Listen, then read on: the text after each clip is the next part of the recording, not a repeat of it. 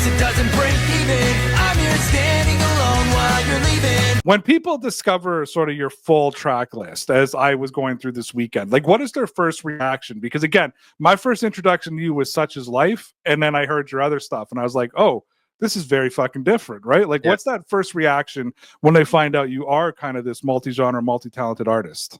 I think you kind of hit the nail on the coffin, so to say, just with what you said. Top 40 kind of, they come to me and they wonder why, and this is me trying to be as humble as I can, why I'm not on the radio per se, or why I don't, because I feel like I'm half decent at writing music, and I can hear something and try to put it into words. I write a lot about heartbreak because I know everyone goes through it too. So it's that's usually their first reaction is why aren't you don't have as many followers as you should, or you don't have this and that as you should.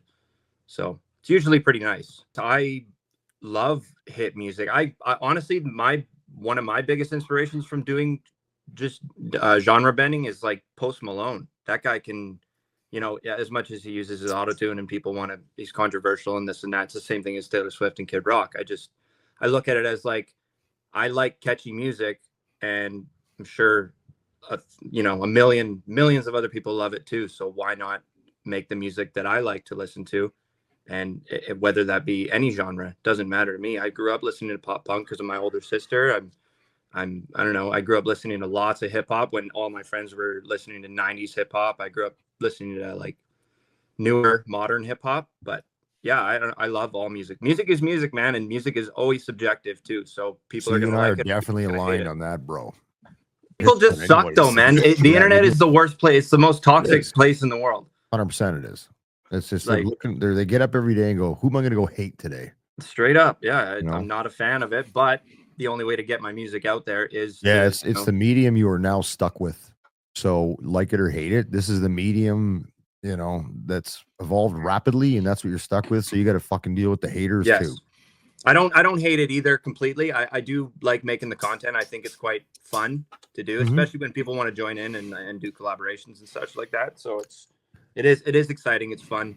To me, I don't know. I started with hip hop because usually that's what SoundCloud rappers do, or people do. Like, I just love music. Because there's a lot of risk with that. Oh yeah. Right. If you're trying to make being an artist a career and pay you, and you start shifting genres, that can be risky. So that, for sure. I think I just go with the flow, honestly. And if people like what they hear and they want to listen to something else, I just don't want to be boxed in, man. As cliche as that sounds, I really don't. It is cliche, but it's also accurate. Yeah, I love music, like I said. So I would rather be me and wholly me. And if you don't like the music, then everyone grew up listening to pop punk. I don't know how the fuck anyone wouldn't want to listen to it, or a newer style rap song. And I think I love your answer too. Like, just when I was listening to you talk there, and it basically said either like it or fucking don't. Like, yeah. But I also love too that you brought up the Post Malone comparison, because that's not the comparison that I thought of today.